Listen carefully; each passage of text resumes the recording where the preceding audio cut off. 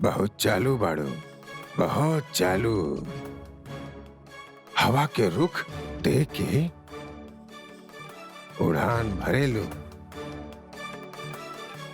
त्रिया चरित्रम पुरुषस्य भाग्यम दैवो न जाने तो कृतो मनुष्य।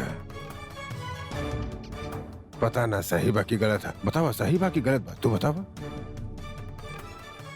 बतावा। देखी ताऊ जी, मंदिर में हम जे कुछ भी गुस्सा में कहनी, हमके एगो बुजुर्ग आदमी से ई तरह से बात ना करे के चाहत रहा। लेकिन ताऊ जी, आपके ई जूता वाला मामले में हमार कौनो गलती ना। हम ना फेंकले रहनी आपके जूता। हम चुपचाप मंदिर से निकल के प्रसाद बांट के घर जात रहनी। अचानक आप आके हम पे गुस्सा करे लगनी। हम आपके समझावे की कोशिश भी करनी, लेकिन आप सुने के तैयार ना रहनी, और यही वजह से वहम शुरू हो गई। यार बड़ी ढीठ पाड़ू यार तुम, बहुत ढीठ। आपन गलती ना मान रहल बाड़ू, झूठ पे झूठ, झूठ पे झूठ बोलत जा रहल बाड़ू। वहां बैठल लड़का हमरा के साफ साफ बतौलस कि हमार जूता के तू नाली में फेंकले बाड़ू। ताऊ जी, वो बच्चा झूठ बोल ले होगी। तोहार ओकरा से का दुश्मनी रहे? बकवास। देखा बहू, उल्टा बात मत करा। हम बहुत सीनियर बानी। अब तू लड़का के झूठा बना दे, तो फिर माफी कौन बात की? कौन बात की माफी? जा यहां से, जा गो। पता ना कहां से हमार सम्राट की शादी ऐसा लड़की से हो गई। जितना जमीन के ऊपर बा उतना जमीन के नीचे भी है। सब गुरुजन के गुरु बतावे, आपन खिचड़ी अलग पकावे। भीतर तत्व नहीं के झूठा तेजी। काहे सखी साजन ना अंग्रेजी। वाह, अब तो दुनिया देख ले, लेकिन ऐसा अंग्रेजी तो ना सुन ले रहनी जैसन तू बोले लो। माय गॉड, वाह। आउट। ताऊ जी, हम गेट आउट।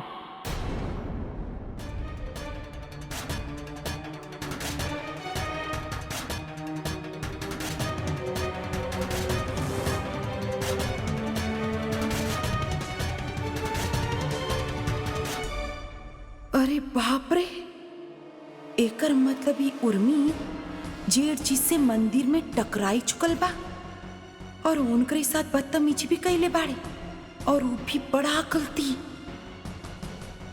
ई बात हम सबकरा से छुपाई ले। अब तो सबक सिखावे के पड़ी एकरा के।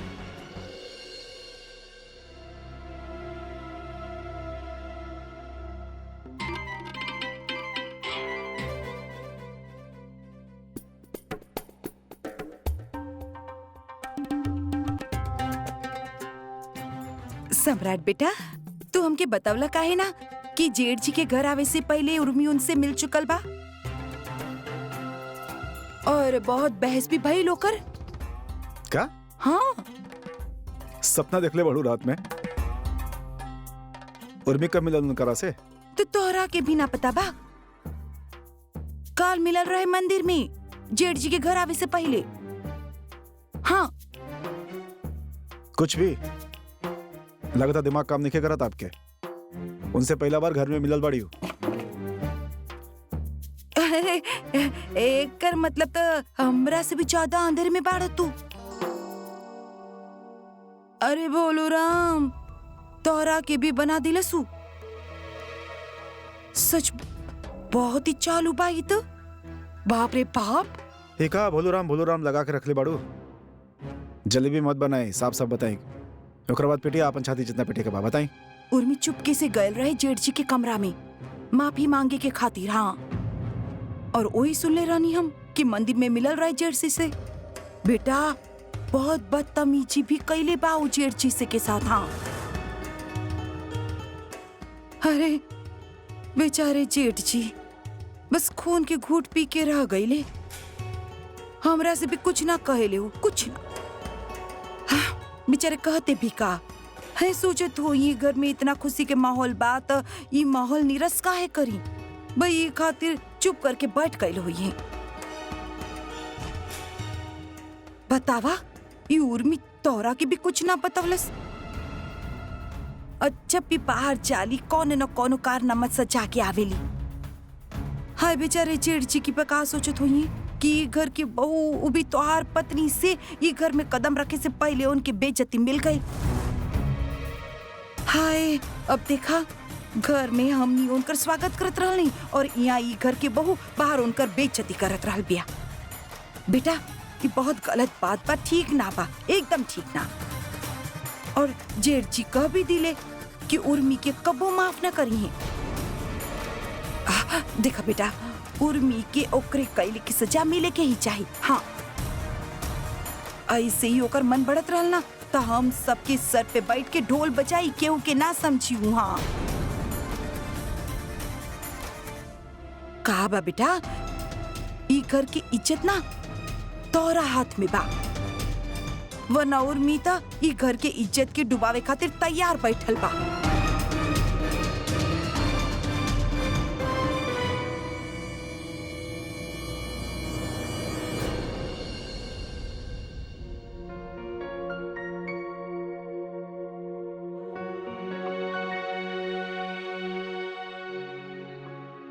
हो गई दोनों के बात, समझ ली है एक दूसरा के। लागत बा ई दोनों एक दूसरा के पसंद कर ले बाड़ा। माफ करिए आंटी जी, पर हम आपकी बेटी से शादी ना कर सकेली।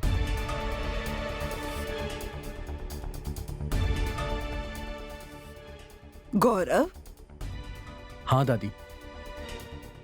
शादी ना कर सकेला? लेकिन काहे?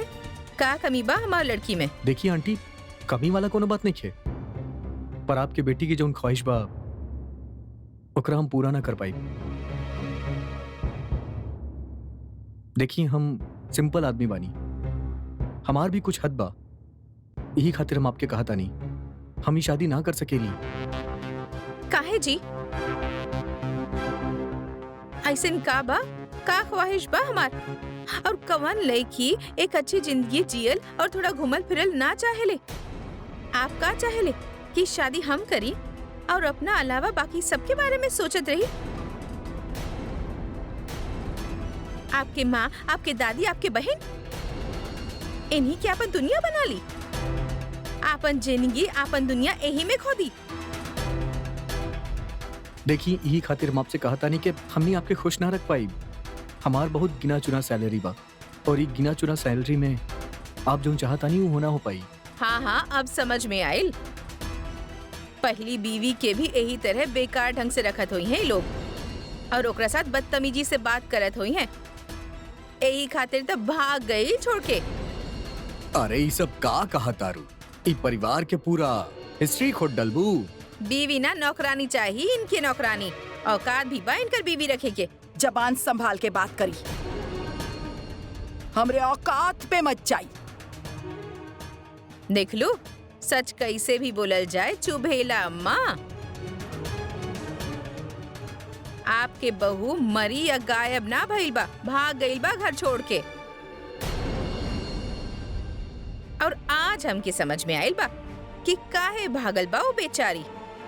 और तू बाड़ा ही कहा लाया कि केहू तोहरा साथ रहे। ज्यादा बढ़ बढ़ के मत बोली। आपके भी पता बा कि आपके लड़की तलाक शुदा बा। अगर सब कुछ अच्छा होत तो तलाक ना होत। इता हमके भी पता बा। अब जब भी हो के ये रिश्ता हमने के बीच ना हो सकेला, माफ करी। हमके कोनो बहस ना चाहिए बस। हाँ जब बात ना बनल तो काहे गले पड़बा। अच्छा भइल आप लोगन के असली रूप सामने आ गई, ना तो ये रिश्ता जोड़ के सारी जिंदगी झेले के पड़त।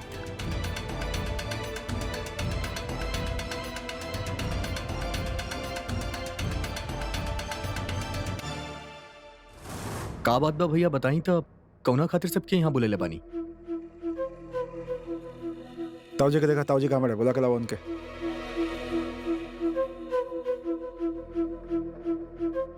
मुक्ति कहाँ मर गए बे? जी भैया। फटाफट पानी और परात लेके आवा।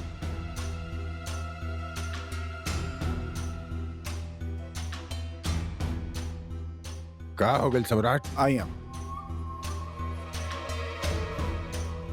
और सारा लोग यहाँ पे का हो गल, कोनो खास? आई हम। लागता केहू के बैंड बजे वाला बाज। भइल का बा? बताओ तनी। मुक्ति जी। इकर का करे के बा भैया? रखा यहाँ पे ताऊजी के पैर के नीचे।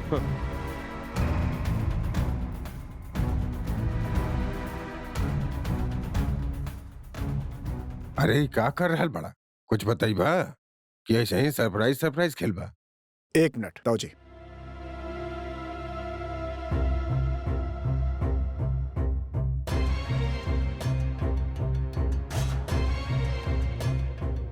यहाँ आई।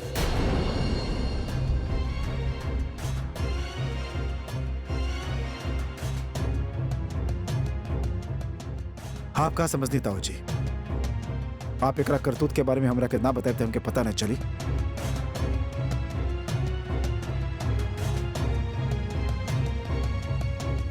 और आप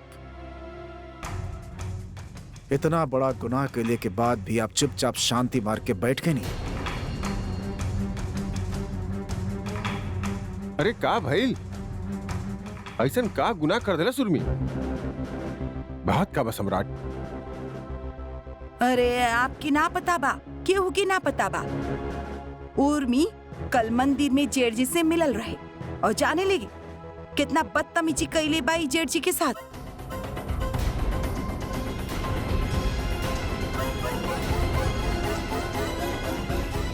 अरे बेइज्जती कैले बाई जेठ जी के हमरे। हाँ ना, हम कौनो गलती ना कईनी। बस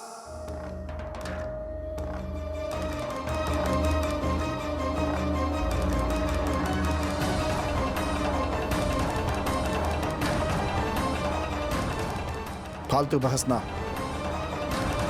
आपके जे करे करे कर लेनी, सफाई ना चाहिए हमरा के। अब जन हम कहब ऊ करब आप।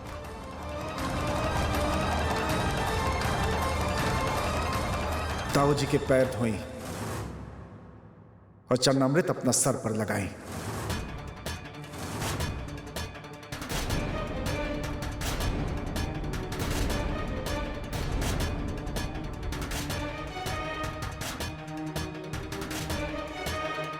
अरे छोड़ा सम्राट, जाए दा, हटावा। ये सब का कर रहल बड़ा? ना ताऊ जी, ये आपके साथ बदतमीजी कैली, आपके साथ।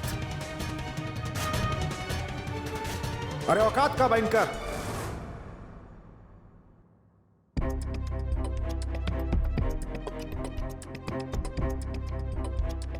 इनके इनकर औकात दिखाल जरूरी बात, सजा मिलल जरूरी बात। ताऊ जी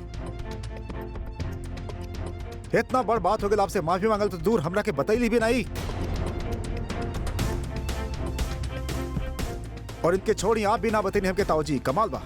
सम्राट हम देखिए ताऊ जी, सजा मिलल जरूरी बा, ताकि ये भी जान ले कि भगवान के जगह हमारे मन में आपके बाद आवेला।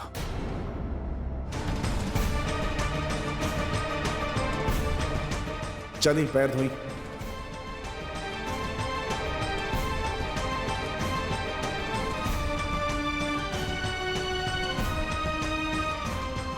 सम्राट जी हमारी यकीन मानी, हम कौनो गलती न कैले बनी।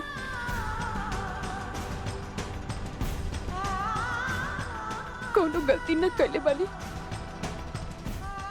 छोड़ा सम्राट, एकरा के अपन गलती के एहसास नहीं खे, ओकरा के सजा देवे से का फायदा? जायदा, हमरा कोनो फर्क ना पड़ेला। लात के भूत बात से ना माने ले ताऊ जी। हम यही से इनके सही करे खातिर अलग तरीका अपनाए के पड़ेला हमरा के। और एहसास का सब एहसास हो कि सजा मिली, गलती के एहसास भी होगी और भूल के भी ऐसा गलती दोबारा कभी ना करियन।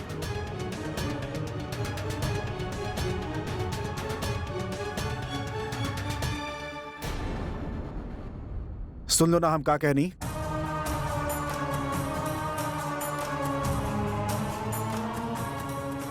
ताऊ जी के पैर धोई। ताऊ जी के तकलीफ भइल बा, ओकर खामियाजा भुगते के पड़ी आपके। हाँ, अगर हमरा से ऐसा गलती हो जात ना तो जाने का हो तब तक। उस हिसाब से तो इस सजा बहुत आसान बा। ऐ चल जल्दी से पाँव धो। अरे खड़ी का बारू चला ना। अरे लेकिन शशि, अगला 1 मिनट में आप हमके ताऊ जी के पैर में दिखे के चाहिए उर्मी, ना तो अंजाम बहुत बुरा होगी।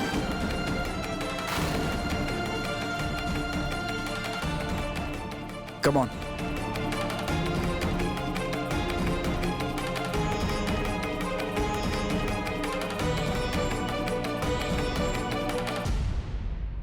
टाइम देखा हमारा पास, चलें।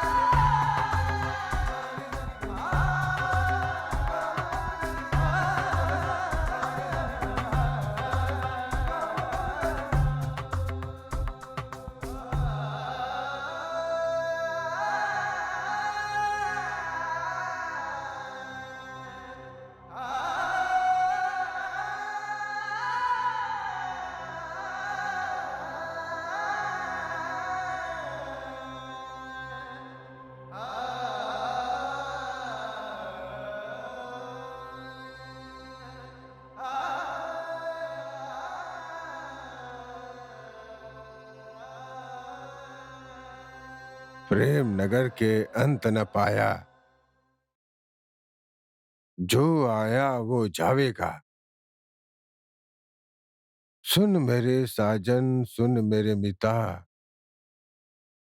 या जीवन में क्या क्या बीता। सिर पाहन के बोझा लीता, आगे कौन छुड़ावेगा। टूटी नाव जो ऊपर बैठा, गाफिल गोता खावेगा।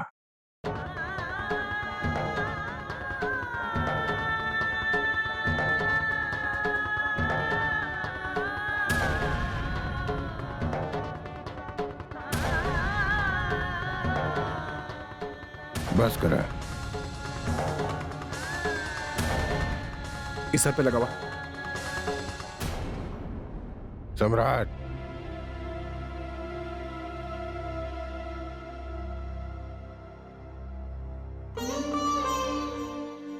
आज के बाद सपना में भी याद रखिए कौन तरह के व्यवहार करे के बताओ जी के साथ।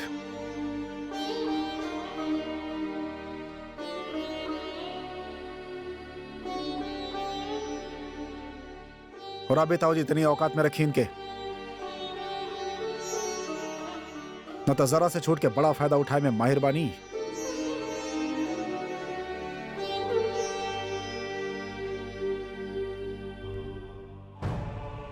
दिन ब दिन मुश्किल हो जा रहा बा घर में रह पावल। सब लोग सिर्फ देख सकेले, कुछ कर ना सकेले। लागत बा भगवान जी भी अब सिर्फ बुरा लोगन के ही साथ देवेले।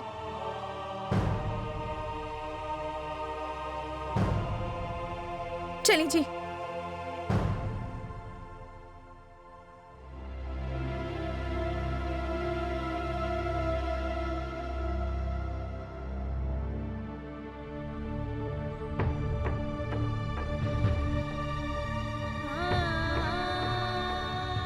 मत रोई चाची, चुप हो जाए।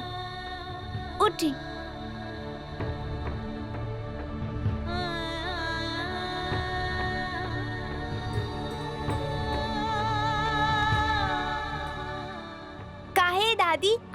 चाचू से चाची के शिकायत कर ले रानी ना।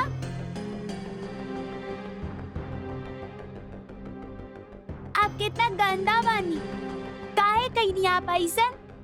आपके वजह से चाची के कितना डांट पड़ल।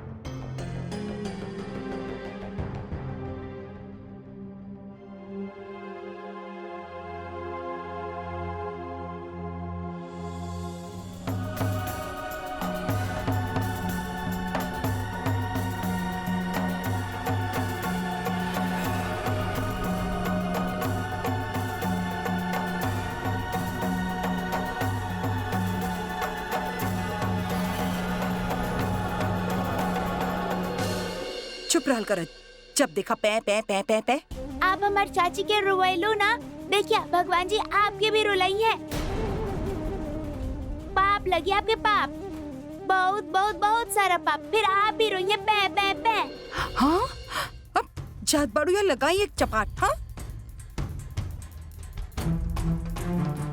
बिट्टा भर के लड़की बा और जबान चलावे ले हाथ भर के।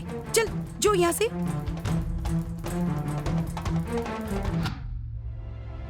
बच्चा आईना दिखा रहल बड़े शशि, अब तो समझ जा। है आईना ना दिखा रहल बाड़े, बल्कि ई बता रहल बाड़े कि उर्मी के संगत में रह कितना बिगड़ गल बाड़े। हाँ,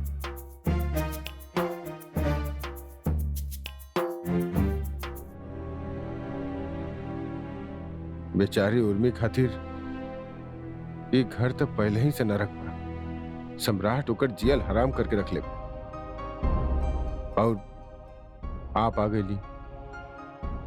पता ना ऐसे में अब कैसे जी पाई उर्मी। उर्मी कबू गलत ना भइल भाई साहब, आप ओकरा के भी जान ना पाऊनी, लेकिन आप बानी तब सम्राट के ताऊ, ओकर गुरु, ओकरा से आगे ही रहब आप। और ओकर तरह आप भी उर्मी के हमेशा गलत ही समझब। ठीक बा, आप भी सम्राट के साथ साथ शोषण करिए, ओकर करी शोषण, का हो सकेला।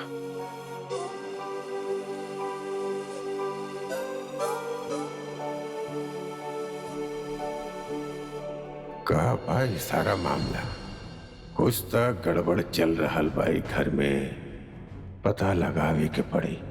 कौन से कर्म के फल दे रहल बानी आप हमके? का दुर्दशा बना देले हमार। अब तो सारा सच जाने ले, साक्षी बाड़ी बात के कि कल जे कुछ भी भइल ओकरा में हमार कौनो गलती ना बा। फिर भी हम माफी मांग लेनी, सजा भोग ली। हम बेइज्जती से आली हूँ गलती खातिर जे हम कैली ही ना। हमसे और बर्दाश्त ना हो रहा, धैर्य टूट रहा हमार। जे गलती हम कैली ना ओकरा खातिर हम सजा पावत रहे। ताऊ जी भी आके हमके भला बुरा सुना देले। हम उनके बुजुर्ग होके के नाते सम्मान करके उनकर सारा बात मान ली। और सम्राट जी तो हमके अपन पैर की जूती के अलावा कुछ मान ले ही ना।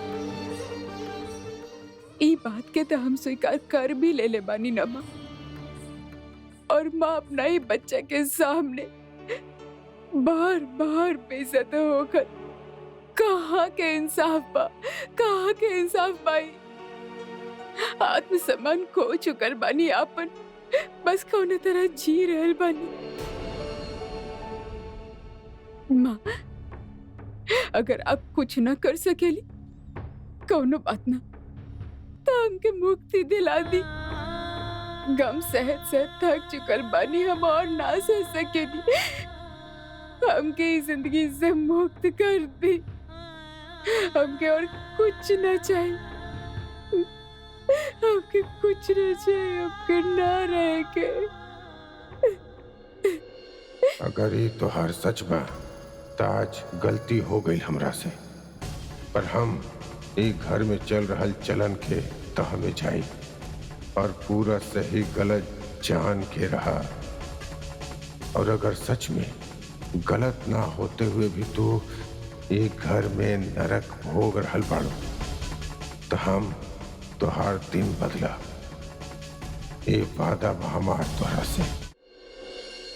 ताऊ जी, आज हम आपके एगो सच्चा बात बताई। इस दुनिया के सबसे बड़ सच, और ये दुनिया में अगर केहू हमरा के समझेला, आप बनी ताऊ जी, आप। आई लव यू ताऊ जी, I love you, I love you ताऊ जी। यहाँ से हम जाना तानी। हमके ताऊ जी का पसंद बा का ना, हमके का चाही, हम का चाहिला। अगर केहू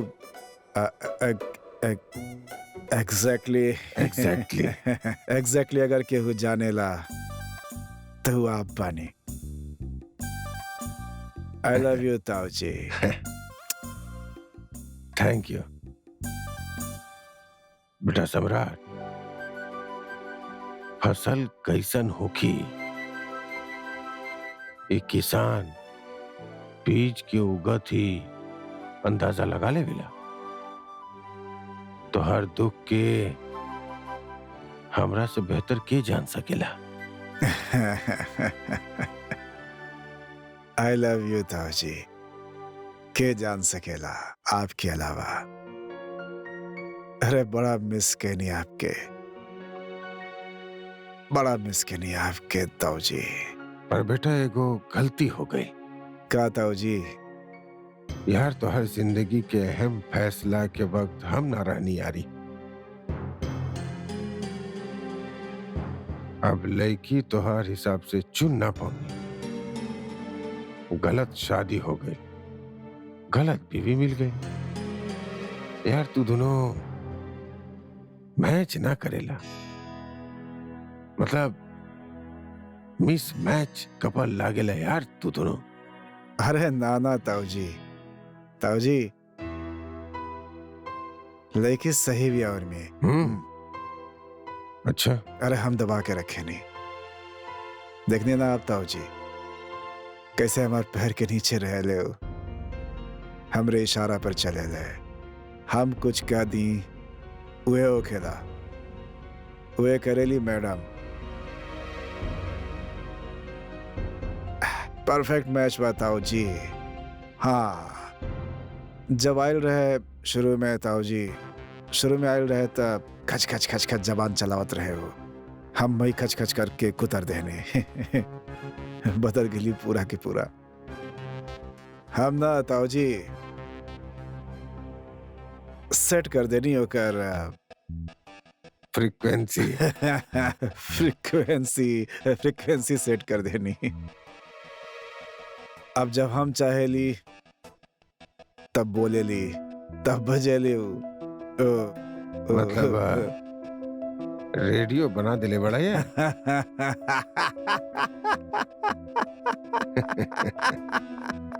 बहुत अच्छा, बहुत अच्छा। आई लव यू ताऊ जी, आई लव यू। लेकिन बेटा हम जब से आइल बानी कहे तोरा के खुश ना देखनी। हमेशा चिढ़ल चिढ़ल सा रहेला। ऐसन बाका। अब झूठ मत बोलियो, सच सच बोलिया। हमरा होत भैली खुश ना रहे, ऐसा हो सकेला का ताऊ जी? अरे अमृत पूरा ध्यान रखे लिया मिनकर। अच्छा यार तू तो हमेशा एजे जमल रहेला। अपन घर पर जाला की ना?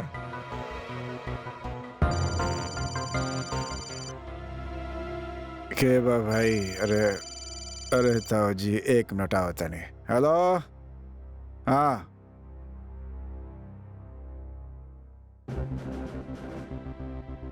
ताऊ जी हम अदिति के साथे आइजे रहे।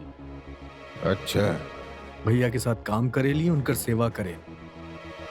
बस यह है बात, सब कुछ हमारा, और यह हमार परिवार। अच्छा अच्छा, मतलब पूरा के पूरा घर जमाई ये जाने ला ना, घर जमाई पूरा तरह मर्द ना होखेला। एक तो घर जमाई अपन बीवी के नौकर होखेले, दूसर आधी औरत होखेले। मूछ दाढ़ी वाली औरत घूंघट ना डालेले, बाकी सारा काम औरत वाला ही करेले। ताऊ जी मजाक अच्छा कर ले वैसे ही घर में बेटा के तरह रह लिया। आप अभी नया नया आयल बानी, ई खातिर आपके पता नहीं किया। बस आप देखत जाई, आपके हमरा से कबो शिकायत के मौका ही ना मिली। चीयर्स। चल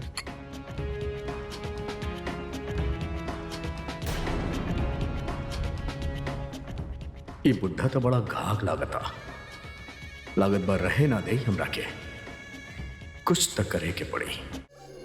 लल्ला लल्ला लोरी, दूध की कटोरी, दूध में बताशा, मुन्ना करे तमाशा, मुन्ना करे तमाशा, मुन्ना करे तमाशा। ताऊ जी के पैर धोई और चरणामृत अपना सर पे लगाई।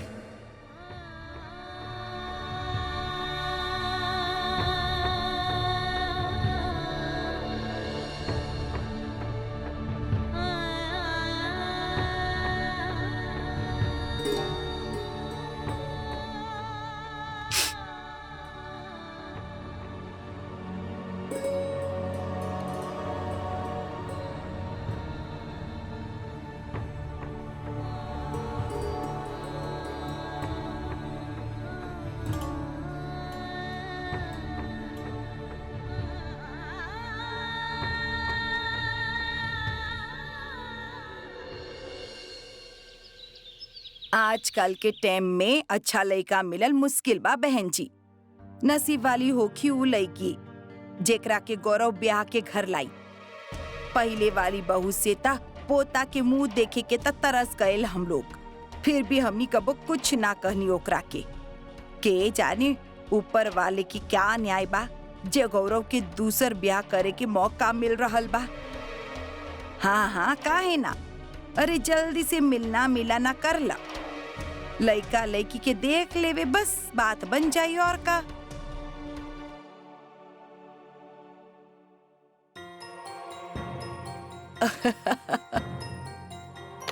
अरे ई का करल बड़ गौरव? दादी हमके शादी ना करे के बाद अब बस हो गई बा, बस करा। काहे करल बड़ा ऐसे? काहे ना करे के दूसर शादी? अरे कैसे पार लगी जिंदगी तोहार? दादी और कितना नुमाइश करी खुद के, और ऊपर से ही बेवजह लोग के सवाल जवाब। अब ना, बस आगे हमके कुछ ना करे के बा। ऐसन काहे करल बड़ बेटा? देखी इतना दिन से आप लोग के मन के करत आनी, कोनो ढंग के लड़की मिलल का ना चौना तरह के लड़की मिलत आ रही, उससे अच्छा बा कि हम शादी ही ना करी। अच्छा लड़की मिली? कोनो जादू के छड़ी बा ना कि घुमैली और मिल गई? सही लड़की मिले में टाइम लागी ना बेटा। हाँ बेटा। कल जोन बेइज्जती भइल उ कम लागत आप लोग के? बहुत हो गई दादी, बस करी। अब हमके शादी ना करे के बा और ई तय बा, बस। अरे बस गौरव सिंह पे खत्म हो जाए हमरे खानदान के नामो निशान। केहू दिया जलावे वाला ना हो कि हम लोगन के नाम के घर में तोहरे बात। ऐसन अनर्थ ना कर बेटा। दादी अभी रोवल धोवल स्टार्ट मत करा प्लीज।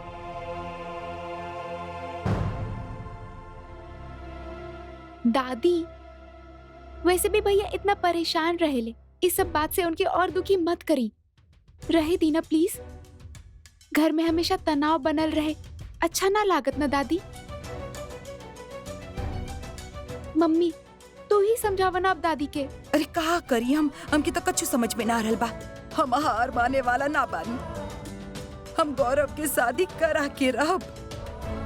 ऐसन वैसन लड़की से ना, अच्छी और घरेलू लड़की से। ये वंश के नाम हम डूबे ना देब।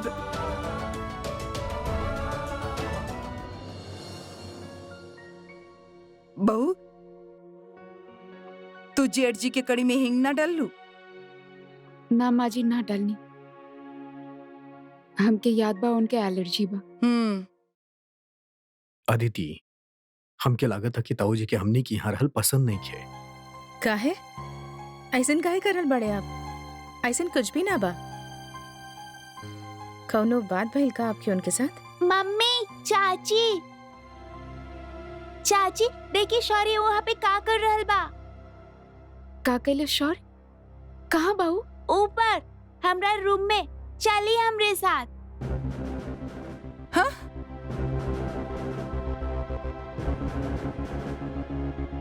फिर कौनो शरारत कैले हो कि वो शैतान?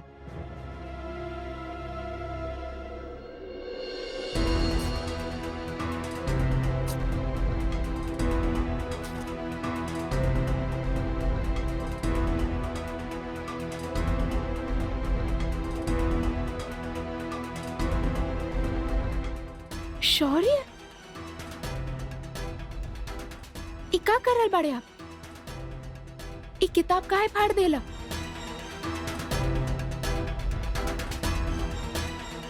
जवाब दा, आपसे पूछ रहल बानी, किताब काहे फाड़ला? जवाब दा। किताब काहे फाड़ला आप? दा हमके मम्मा, हम ही किताब पहाड़ब, सारा किताब फाड़ देब। पहले ई बताई कि सारा किताब आप फाड़ले काहे? हम मंदिरा के बोले रहल हमरे साथ खेला, लेकिन वो कहलस हम पढ़ब, हम तोरा साथ ना खेलब। ए खातिर हम ओकर सारा किताब फाड़ देली। हाय राम, ला पढ़ के रहल ना, पढ़ा पढ़ा पढ़ला पढ़ला।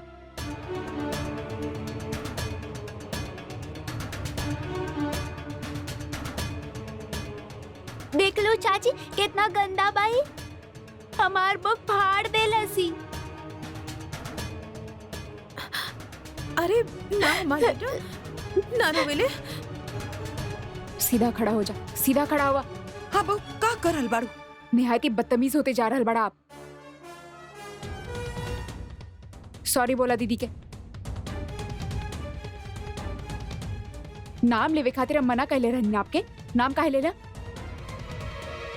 सॉरी बोला और दीदी बोलबा आगे से, समझला? अगर ये हमार बात ना मानी है तो हम दीदी ना बोलब।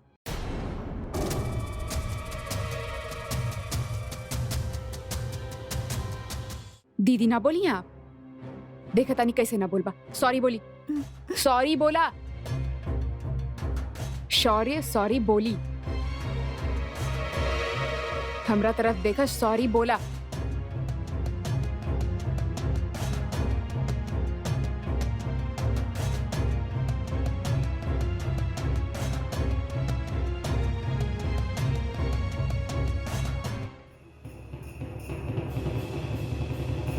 शौर्य, शौर्य कितना दुष्ट बा देखी तो, कोनो फर्क ही ना पड़ा थी लड़का के। रहे दना बहू, अब बच्चे की जान ले बुका। जो हो गल से हो गई, खत्म करा बात की। हाँ माँ जी, ई तरह से किताब फाड़ देलस, मंदिरा के दीदी ना बुला रहली, ई सब ठीक ना बा। अज्ञान के बाद पहले सिखावल करा, कांड हो जाए के बाद ना। और तू तोरा के अपन किताब संभाले ना आवत का? और थोड़ी देर खेल ना सकत रहलू अपने भाई के संग हैं? अब बेचारा अकेले बा, कौन से बहुत जरूरी पेपर के तैयारी करे के रहल तोरा के, IPS UPS।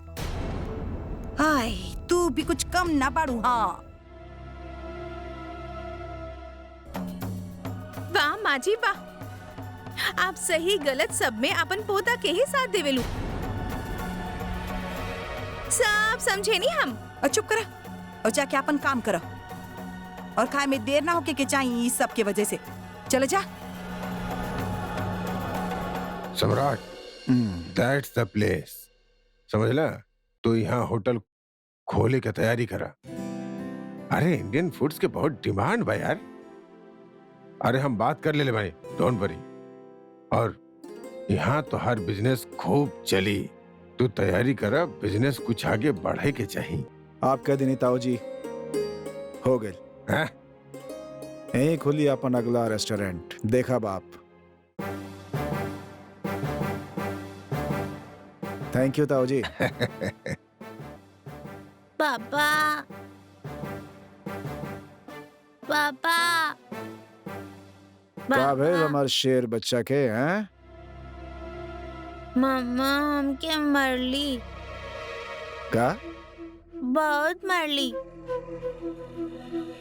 ओकर इतना हिम्मत, 2 कौड़ी के औकात ना हमार बेटा के मारी हूँ।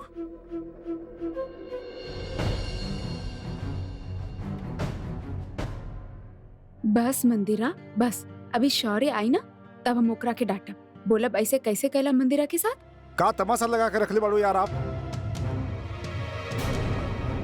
दिमाग काम ना करल बा आपके? होश में नहीं की आप? बच्चा पर पहलवानी दिखाई बाप। आपके हिम्मत कैसे भले हमारे बेटा पर हाथ उठावे के?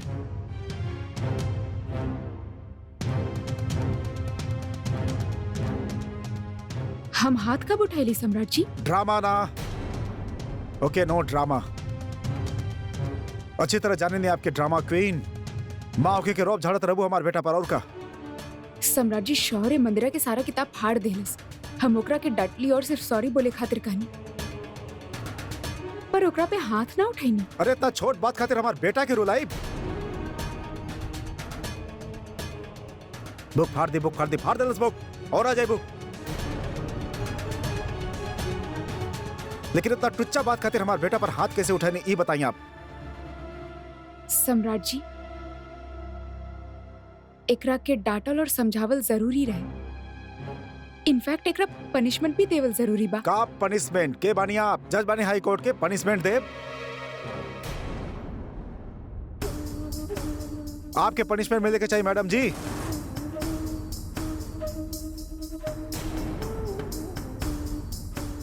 बच्चा के संभाले के धुन में उड़े लगल बानी आप। बढ़ बढ़ के हाथ चले लगल बा आपके। सही कह रहल बाड़ा बेटा, हम भी यही कहत रहनी। अब जान ले बुका बच्चा की हो गई गलती छोड़, पर हमार बात के माने तब ना। लागत भूल गए बानी कि हमारे बेटा के ट्रीट करत आनी। याद दिलाव के पड़ी इनके। देवर जी आप बात के बगैर समझ लियो उर्मी के बोल रहल बाड़े। आप कुछ ना बोलो हमरा मामले में। Keep quiet please.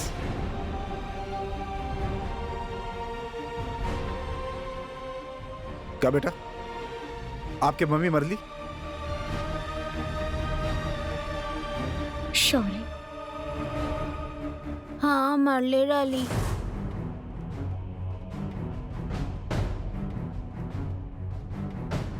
चलो अब आप भी मम्मी के मारी।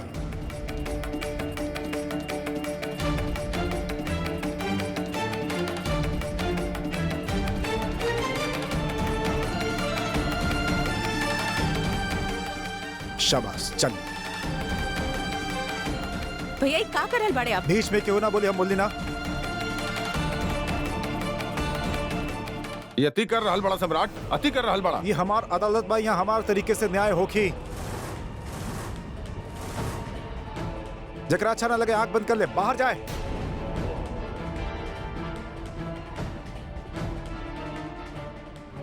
चला बेटा, मारा मामा के।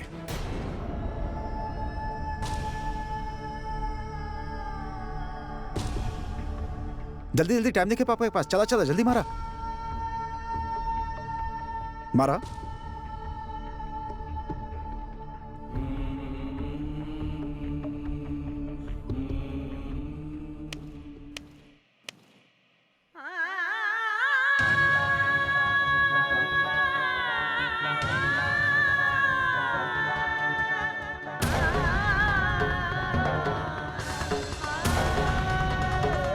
Very good.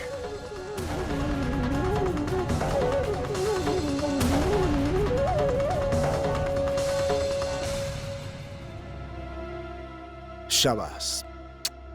पापा के किस्सी ओके। ये आप ठीक ना कैले देवर जी, बहुत गलत कैले। क्या है भाई, चोट लग गई आपके? अपन बेटा के नन्हा हाथ से दर्द भइल बहुत? का भइल?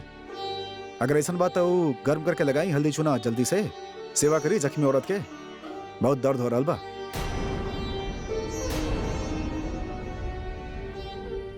छी,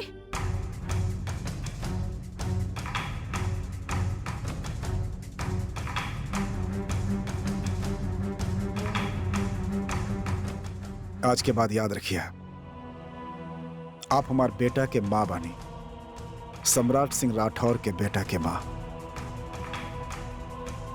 एक खातिर माँ के तरह ही रही, दरोगा बने की जरूरत नहीं है।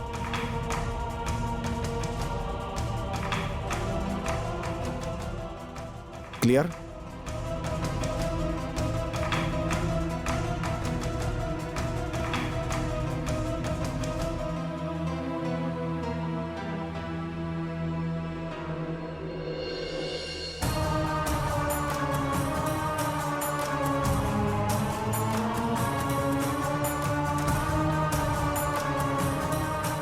हाँ,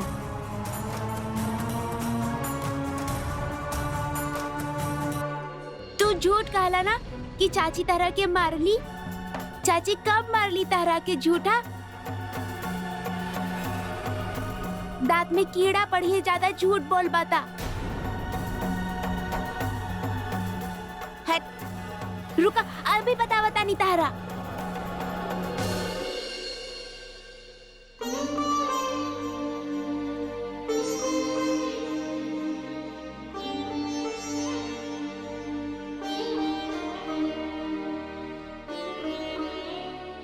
रो कहे रहल बाड़ू? अरे तू एकर हकदार बाड़ू। कबाना की जुर्म सहे वाला उतना ही सजा के हकदार होखेला जितना की जुर्म करे वाला। और तू तो बेटा बहुत बर्दाश्त करेलू। वाह, शाबाश। धीरे धीरे तुहार ये बर्दाश्त करे के कैपेसिटी बढ़त जाई।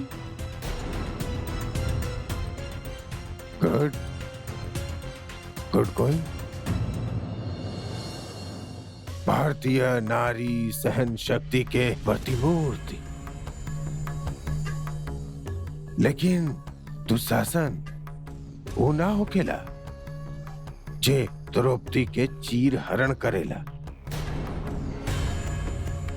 बेटा दुशासन वो सारा मर्द होखेले जे अपना से कोनो रिश्ता में बंधल औरत के अपमान करेले।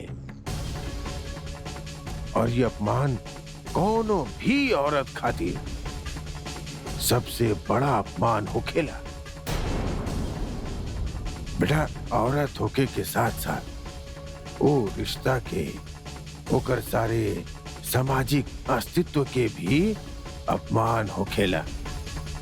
और जे समाज ओकरा के देवी के दर्जा देवेला, वो मूल्य और सुमान्यता के भी अपमान होखेला।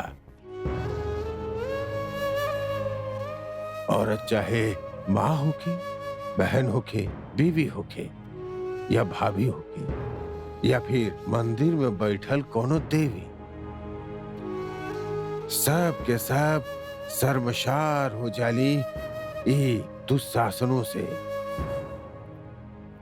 और सबसे बड़ा दुशासन ओकर खुद के अपन पति होखेला।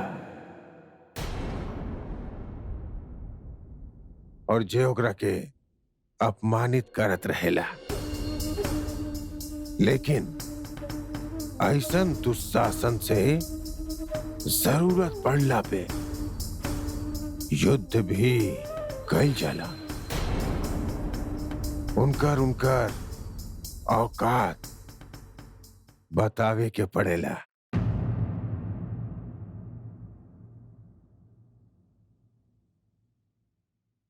लेकिन ताऊजी, दुनिया में अधिकांश औरत या तो दुखी हो खेली या तो अपमान सहत रहेली। द्रौपदी खातिर कृष्ण खड़ा रहले। ये औरतन के साथ तक केहू भी ना। कौन बल पे चुनौती दी ई दुशासन के आज के द्रौपदी। लेकिन सबके पास एक कृष्ण होखेला, बस ओकरा के समझे पहचाने के जरूरत होखेला। पहले अपन भीतर के चुनौती के आग बनावा, ओकरा हवा दा। अपन अपमान के बर्दाश्त करे से मना करता। कृष्ण तो हर साथ देवे खुद ब खुद चले हैं।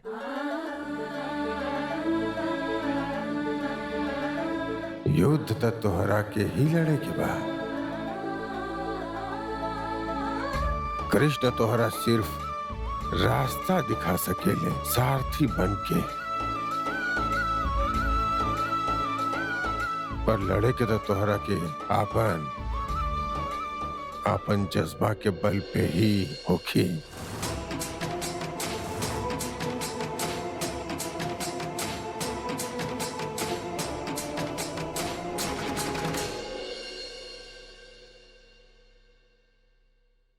भैया देखिए बहुत हो गए, अब हमरा से बर्दाश्त ना होई। अरे ऐसे कैसे सरवाइव करी केहू?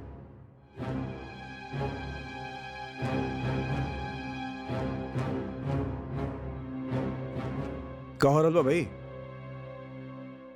और तू का ये फिलॉसफी बांध रहल बड़ा, का हो गई? छोट मोट बात ठीक बा भैया, लेकिन अब हमरा पे चोरी के इल्जाम लागे लागल बा, और ये हमार शहीन शक्ति के बाहर बा। हम सब कुछ बर्दाश्त कर सकेली, लेकिन चोरी वोरी के इल्जाम ना। इल्जाम ना, सच भाई। हमके अच्छा तरह से याद बा, वो दिन तू ही ले रहा पैसा। एक मिनट, का बच्चन की तरह लड़ा थड़ा, पागल बड़ा का? क्लियरली बताओ बात का बा। बाती बा कि पिछला महीना ही हमरा से 1 लाख रुपया ले रहे कंपनी अकाउंट के एडवांस के तौर पे, अभी मुकर रहल बड़े। भैया हमके ना पता बा कि बड़ भैया ऐसा कहानी काहे बनावता रहे। अगर हम 1 लाख रुपया लेब तो वाउचर साइन करब ना, या इसे ही ले लेब 1 लाख रुपया? कितना चालाक बड़ा यार तू, साफ झूठ बोल रहा बड़ा। वो दिन हम तोरा के वाउचर साइन करे खातिर कहनी तो तू कहला कि अभी जल्दी में बानी, बाद में करता नहीं। और हाँ, कहीं भाग नहीं रहल, घर में तो बानी, घर के ही मामला बा। कुछ याद आइल? हमरा से बस यही गलती हो गई, अपन परिवार के समझ के एकरा पे भरोसा कर लेनी। आप गलती करे के अलावा कुछ और सीख ले बानी? बोली।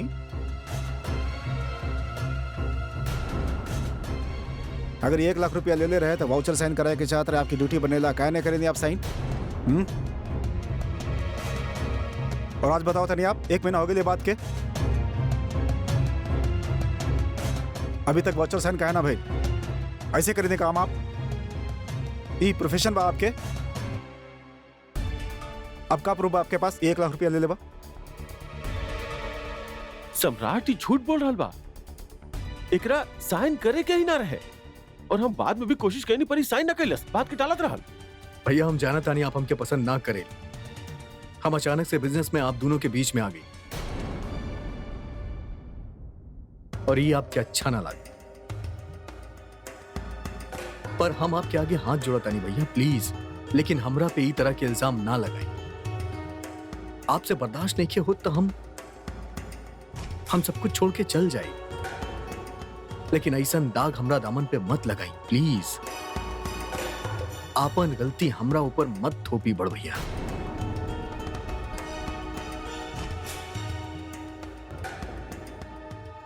भैया हम जाता नहीं, हमके माफ कर दिया। हम ऐसे आप दोनों भाई के बीच में दीवार ना बने चाहता है।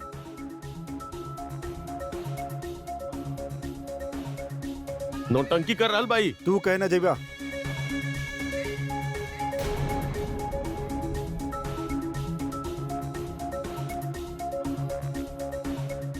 जे गलती कैले बा ऊ जाई,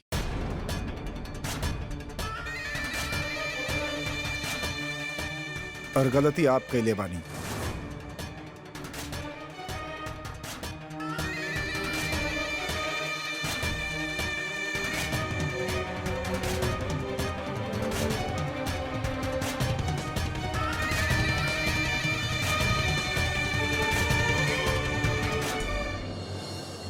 अरे बाप रे, का करेला यार शौर्य हैं? अरे दादू हटा सामने से, ना तो एक्सीडेंट हो जाई। का करल बड़े आप, हटा ना, हम खेल रहल बानी। अरे हाँ तो आप खेला ना बेटा, हम कहाँ डिस्टर्ब कर रहल बानी हैं? खेला। सम्राट अपन पूरा हेकड़ी ये बच्चा के अंदर इंजेक्ट कर देले बा। हटा। हट रहल बानी बाबा, हट रहल बानी।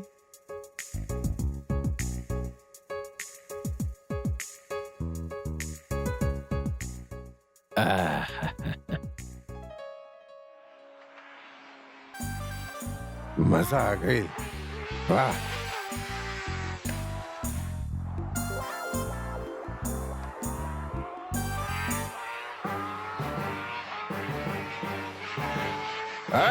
जीत गए नहीं यार, हम तो जीत गए नहीं।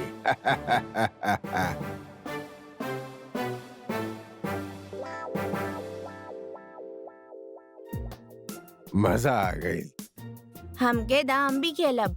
बेटा ये गेम ना झूठा बच्चा ना खेल सकेले, और तू ठहरला पक्का झूठा, और तोरा से तो चल भी ना करी। और ही हम मंदिरा खातिर लाइल बानी, मंदिरा खेली हाँ, और एकरा के स्कूल भी लेके जाई, वही खातिर भाई। हाँ। ना हम खेलब, हम कबो झूठ ना बोले। ना अभी भी झूठ बोल रहल बानी आप। हमके ना सब पता लग जाला जब केहू हमरा से झूठ बोलेला। कैसे? अब भगवान बड़े का कैसे पता लगेला? ना हम भगवान नहीं की, हम जादूगर बानी, जादूगर। लोगन के आंख के पीछे ना एक किताब हो खेले, और जकरा के हम पढ़ लेवे। देखा ना ना तोहरा ना दिखी, बिल्कुल ना दिखी। जे झूठ बोलेला ना ओकरा के बिल्कुल ना दिखेला, और तू तब पक्का झूठा बाड़ा। हमके ना किताब पढ़े के जादू आवेला, हमसे केहू कुछ ना छुपा सकेला।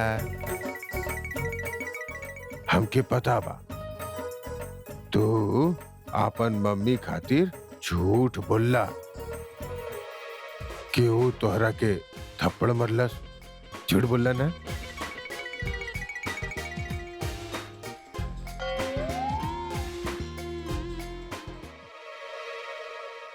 जादूगर सैया छोड़ मोरी बैया, पकड़ में आ गए ना हमारे भैया हैं? हाँ।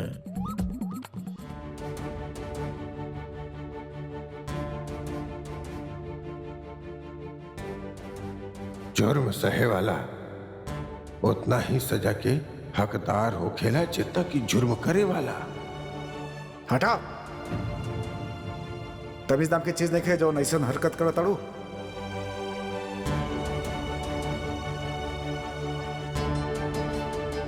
नजर भी मत आइए कमरा के आसपास हमरा के।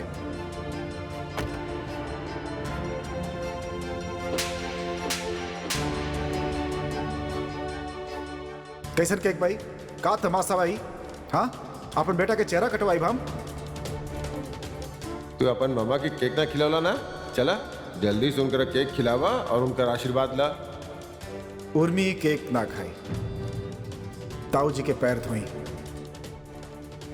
और चरणामृत अपना सर पर लगाई।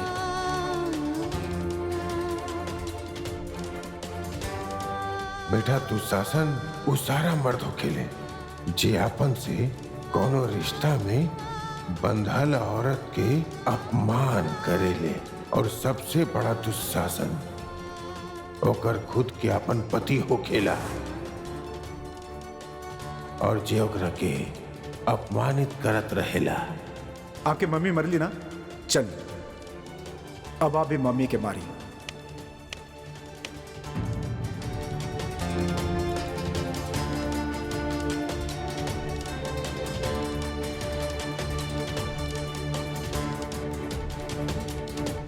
रो काहे रहल बाड़ू?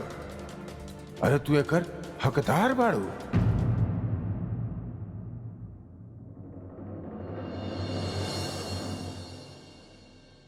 जे कुछ भी हमरे साथ हो रहल बा, का ओकर जिम्मेदार हम खुद बानी? का हम ये डिजर्व करेली?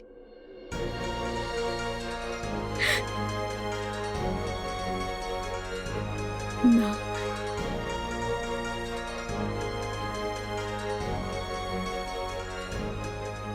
जैसे जिंदगी हम जी रहल बानी,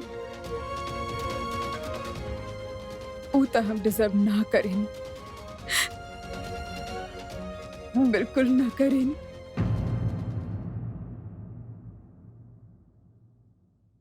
युद्ध त तोहरा के ही लड़े के बा। कृष्ण तोहरा सिर्फ रास्ता दिखा सकेले, सारथी बन के।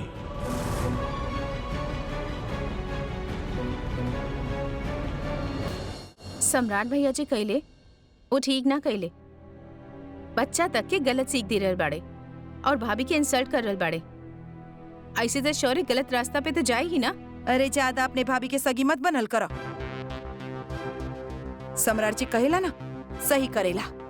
कैसन बात कर रहल बाड़ू माँ? अरे रहे दादीती, तोहर माँ के कुछ भी कहला कोनो फायदा नहीं है। अरे न समझ में आवेला ना समझल चाहे ले। सारा दुनिया गलत बा, सिर्फ सम्राट सही बा। यह बात एकरा के समझ में आवेला और यही माने ले। जौना दिन एकर अपन बेटा एकरा पे हाथ उठाई ना, वो दिन सब समझ में आ जाए एकरा के। ओकरा पहले कोनो संभावना नहीं है। कंचन, कंचन कहाँ बाड़ू? आ रहल बानी। पानी लेके आवा। बेटा जल्दी आ गईला तू। का भइल जी? हाँ, आपकी तबीयत तो ठीक बा ना?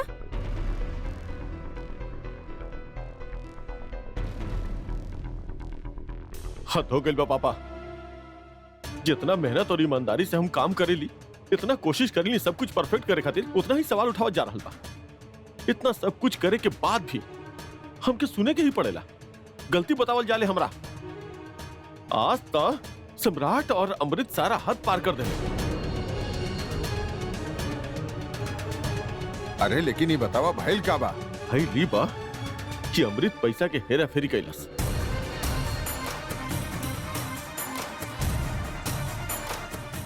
और सारा इल्जाम हमार मत्था पे मर देला। हाय राम। पापा अमृत बहुत ही चालाक, लालची और धोखेबाज किस्म के आदमी बा। पैसा के भूखल बाऊ, पैसा के खातिर कोनो भी हद तक गिर सकेला। भैया प्लीज ऐसा मत कहीं।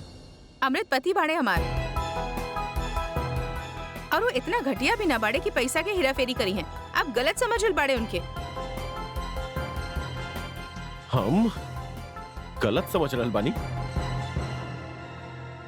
तोहार पति पैसा के हेरा फेरी ना कर सकत, तोहार भाई कर सकेला।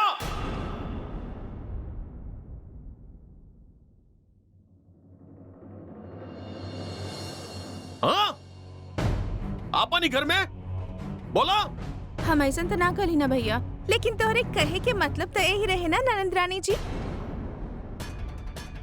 अब तू भी हमरे पति पे उंगली उठाईबू। मायके में रहे कहाँ गईलू, तू हमार पति के चोर बनेबू। भाभी हम ही ना करल बानी, लेकिन हमार पति भी चोर ना बाड़े। अदिति तोहार पति का बाड़े इस सब जाने ले।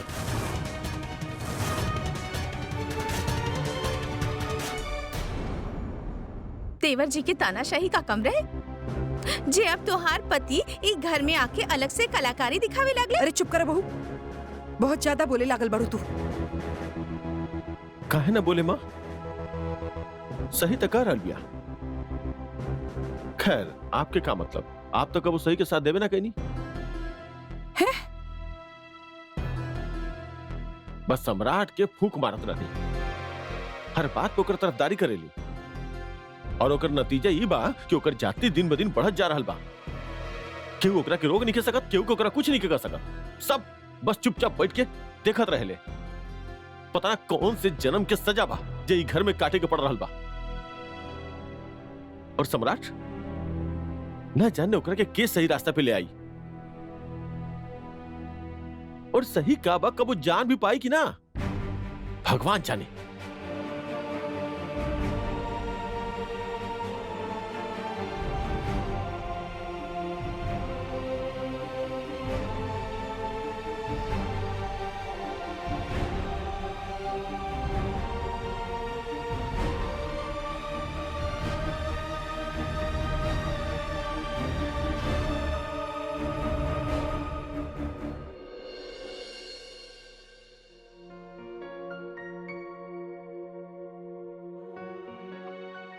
रुकी, कहाँ जा रहल बाड़े आप? चलिए हमरे साथ खेली, घोड़ा बनी हमार। ए बेटा, हम गधा नहीं की जो तोहरा खातिर घोड़ा बनब। गधा घोड़ा ना बन सकत, मगर आप घोड़ा बन सकेनी। चला बना। अरे हमार बाप, अरे बूढ़ा हो गइल बानी यार, घोड़ा नहीं की बन सकत। अब हमार कमर में दर्द होखेला यार। कल ही ना घोड़ा बनी हमार। चली, हमार बात माने के बड़ी आपके। अरे वाह बेटा, तोर बाप के ना पैंट गीला हो जात रहे सिर्फ हमके देख के। तू अभी अंडा से बाहर निकल ले ना कि हमके हुक्म देवे लगले हैं? हाँ, हमार बात सब माने ले घर पे। अच्छा, हम जे बोलेली ऊ होखेला। आप जाने ले ना हमके, शौर्य सम्राट सिंह नाम बा हमार। तोर बाप के बाप भी हमसे ऐसे बात ना कहले रहले जैसे तू कर रहल बाड़े बेटा। डांटा मत हमके, वरना पापा से शिकायत करके पिटाई करवाई। ई खातिर हम जैसन करल बानी वैसने करा। चला घोड़ा बना। ना बनब। तब मार खाए खातिर तैयार रहा। आज मार बड़ी दोहरा के। शौर्य, ये का तरीका बताओ जिस बात करके बदतमीज। पापा देखा ना इनके, हमार बात ना मान रहे बड़े। ये का तरीका बात करके हिम्मत कैसे पहले आपके ताऊ जी से बात करे के? संस्कार और शिष्टाचार ना सिखा पौला एक रखे, जे सिखले बा उहे बोली। बतावा, पोता से ऐसन बात सुने से अच्छा तो हम विदेश में ही रह लेती और वहाँ फिरंगियों के गाली सुन लेती। लग रहा बा बेटा हम गलती कैले बानी यहाँ पे आके। इज्जत ही नहीं के हमारे यहाँ ही घर में। कबो तो हर बीवी गाली देवे ले, कबो क्या हुआ और ये महाशय इतना सीधा लतिया रहल बड़े भाई।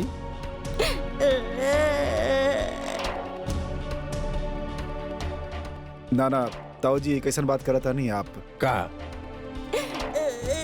आज हम एकरा के सबक सिखाए कि आपसे बदतमीजी करने के पहले 100 बार सोचिए। पहले रह दे सम्राट, बुढ़ापा बा यार, काट ले वैसे ही लात गाली खा के।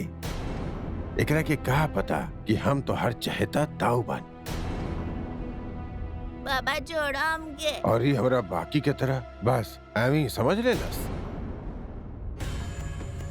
ऐसे कैसे आपके बाकी की तरह समझ ली? ऐसे कैसे समझ ली आपके बाकी की तरह ही? पापा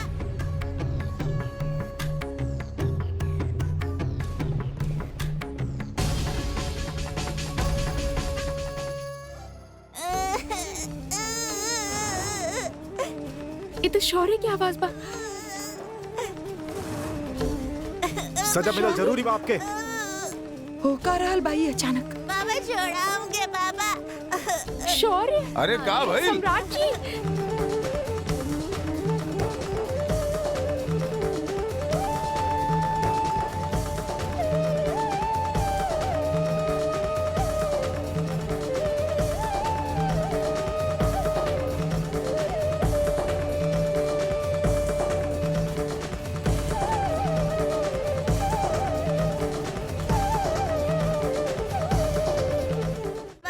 ज्यादा जबान चल रहा बात क्या? चुप रामाना, ताऊ जी से बदतमीजी से बात करबा, सजा मिली आपके। चला अंदर, चला चला चला चला अंदर। सम्राट जी ऐसा मत करी, काहे करल बाड़े? सम्राट जी निकाली ओकरा। पीछे हटी, सब पीछे। पापा दरवाजा खोल दे पापा। पापा पापा दरवाजा खोल दे पापा। शौर्य, सम्राट जी आप एकरा बंद काहे करल बाड़े? शौर्य इतना रो रहल बा, सम्राट जी ओकरा बाहर निकाली, हम जाके खोलत बानी ओकरा। अरे खड़ा रही आप।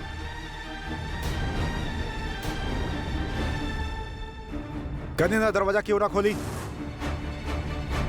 सम्राट जी प्लीज ओकरा खोल दी ना, वो रो रहल Shut बा। up! अरे पागल हो गई बड़ा सम्राट, का कर रहल बड़ा? निकाला बच्चे के बाहर। कौन से बात की सजा दे रहल बाड़ा बेटा? का गलती कैले भाई? अरे ताऊ जी से बदतमीजी से बात करते, तू तड़ा करत रहे, धमकी देते रहे ताऊ जी के। तू घोड़ा बना ना तो मार खा खातिर तैयार, पता ना कहाँ से सीख ले भाई, बदतमीज। बाप रे बाप, ऐसन कलस ताऊ जी से? मम्मा प्लीज दरवाजा खोला मम्मी। हमके डर लग रहा बा मम्मा। शौर्य, चलिए यहाँ रहे आप। सम्राट जी प्लीज। मम्मा हमके डर लग रहा बा, दरवाजा खोला। शौर्य के डर लग रहल बा, अंदर कुछ हो जाए प्लीज ओकरा बाहर निकाली। कुछ ना हो क्यों करा के? प्लीज सम्राट जी। ताऊ जी के साथ बदतमीजी करे के हिम्मत कैसे भइल ओकर? शुक्र करा बाथरूम में बंद के ले बाड़ी, ना तो जान निकाल लेती है। कर हम सम्राट जी प्लीज।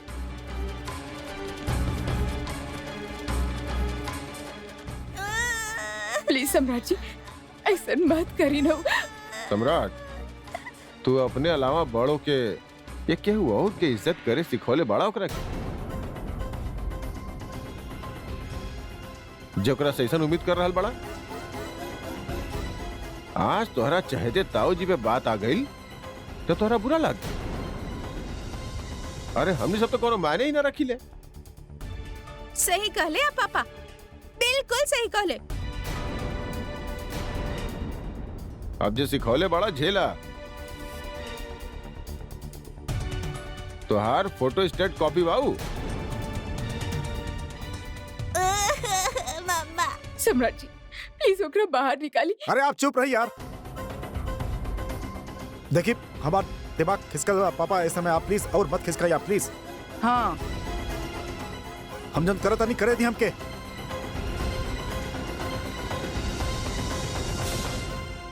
तो कहल का चाहताड़ा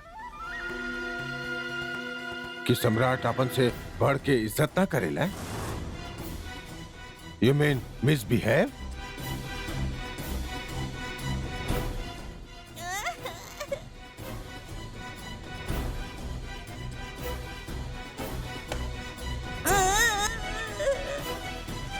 अरे छोड़ा सम्राट, निकाले करा के बाहर, बच्चा डर जाए, बहुत हो गई। हाँ सम्राट जी प्लीज ओकरा बाहर निकाली। सम्राट जी निकाली ओकरा के बाहर प्लीज। भैया बहुत रो रहल बा, प्लीज बाहर निकाल दी ना ओकरा के। देखिए आप, केहू ओकरा बाहर नहीं निकाली, केहू भी।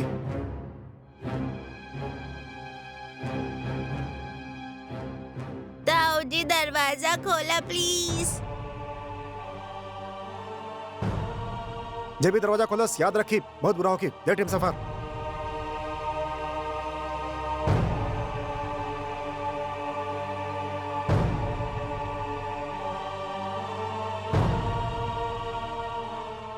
ना सम्राट जी।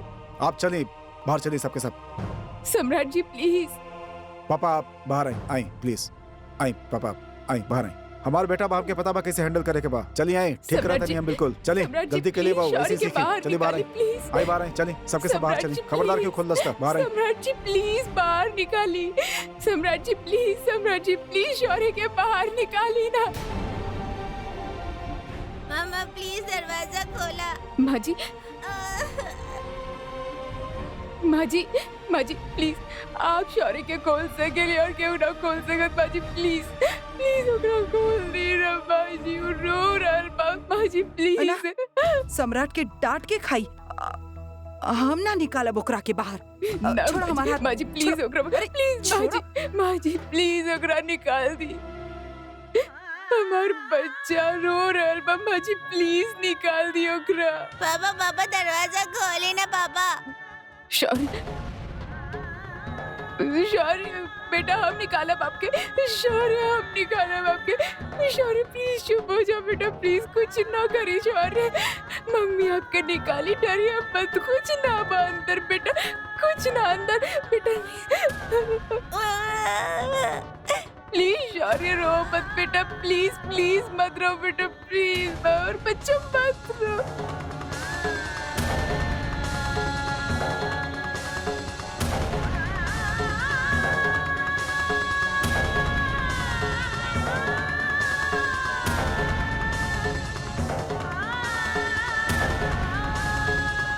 का भइल? परेशान काहे हो रहल बाड़ू? ताऊजी, शौर्य जरूरत का बा ओकरा के निकाले के? हमार बच्चा बा। तोहार बेटा बा, मरता तो मर जाए, पैदा कर देलू तो ओकर रुलाई ना सुन सकेलू? सुना, मामा प्लीज दरवाजा खोला मम्मा। सम्राट तका देलस, बहुत बुरा होखी। अब कैसे निकलबू ओकरा के? ओकरा साथे चाहे जितना बुरा हो जाए, भले तोहार बेटा मर जाए, लेकिन सम्राट के बाद टलिया मत ना। तोहार पति बा और पति के पाठ टालल ना जाला, काहे कि पति औरत की जिंदगी में होकर सबसे बड़ा देवता होखेला, है ना? बच्चा के काबा, अगर ऐसा कुछ हो गई तो दूसर पैदा हो जाई, लेकिन पति दूसर पैदा ना हो सकेला। एक खातिर बेटा के मरेदा और पति के खुश रखा। कहे ठीक बना?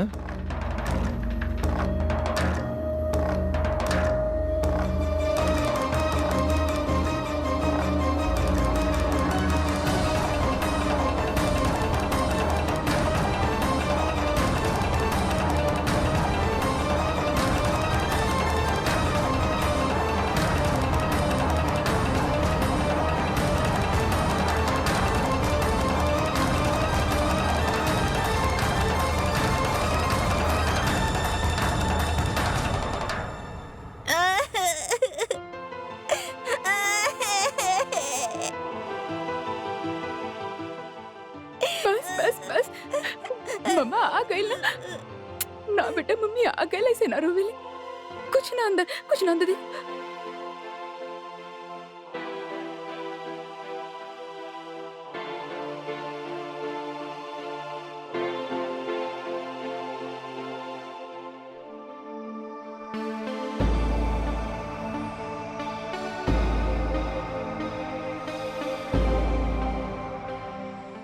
हमरा से ज्यादा आपके बड़े भाई साहब सम्राट के पढ़ाई लिखाए बानी, जितना भी बुरी आदत बा ना वही ढीले बाड़े, पर आप अपना बड़ा भाई साहब के कुछ ना कहले। हाँ का कहे के बा बहू?